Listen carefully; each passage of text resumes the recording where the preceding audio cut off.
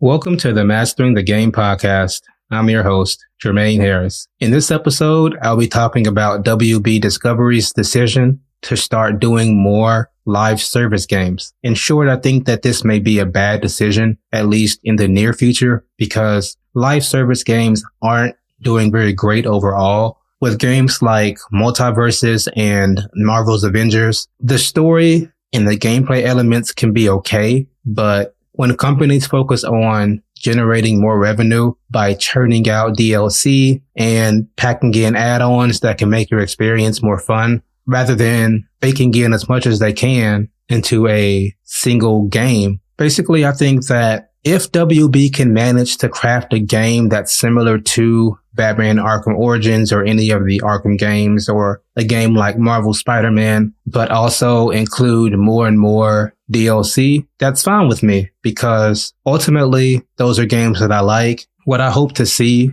are more individual superhero games.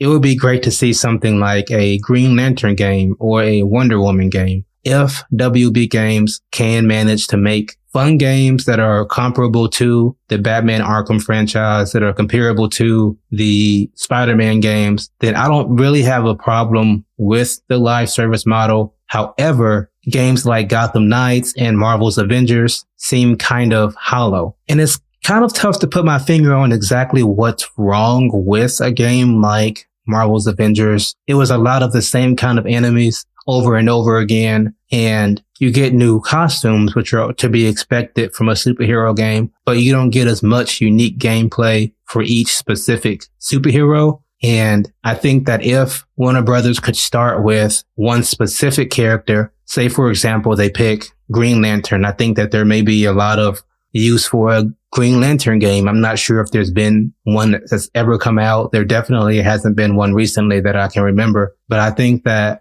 that may be a good superhero to create a good game for, focus on his 3 or 4 biggest villains, and just prove to the fans of superhero video games that this live service model can actually work for the business and for the consumer. Because I think that that's really the issue, because I don't really have an issue. I don't think most people would have an issue with supporting games that are good. The issue is just that if a company is just constantly trying to just shovel out the absolute minimum that they can do to get, say, $70 or whatever the future payments are going to be for a new game, and just don't really care about whether or not we actually are enjoying the game more than, say, a month or two, then people are going to start hating or continuing to not like live service games. And what I like about Marvel Spider-Man 1, the one that I just finished recently, was I played through that entire game and didn't think once about whether or not there was some external store that I can go and buy extra gear and do this and that or whatever. I just got a chance to just play the game. I love that the menu is pretty simple whenever you load up the game. And even if you press the start menu, you're not bombarded with this store and that store. You can buy this, whatever.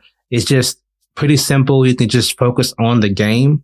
And what I fear with this live service model is that even with single player games, there's going to be this constant push for you to buy this next thing for this one game. And who's to say that in maybe 2 years, all of this stuff is going to be meaningless? So let's look at Marvel's Avengers. The game came out in 2020, I believe, and it shut down about 3 years later in September of this year. So that's 3 years.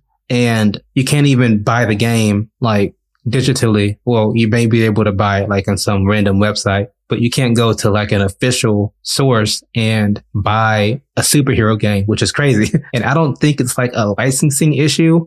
I think it's just a matter of people didn't play it enough because it wasn't fun. So I think that if WB can manage to make their own version of the MCU, but as a video game, that will be fantastic. If they could craft a couple of solo games that are live service games and then start to build up their roster of solid live service games that are just fun, single player focused games with some elements of live service, but the focus is actually on the content and the story and the gameplay of the game rather than you being able to buy an extra DLC here and there in a couple weeks, then I think that can build good faith with consumers like me who don't want to shell out like $200 over the life of one video game and then ultimately feel like I've been robbed for that money just because the actual story and the gameplay isn't really fun.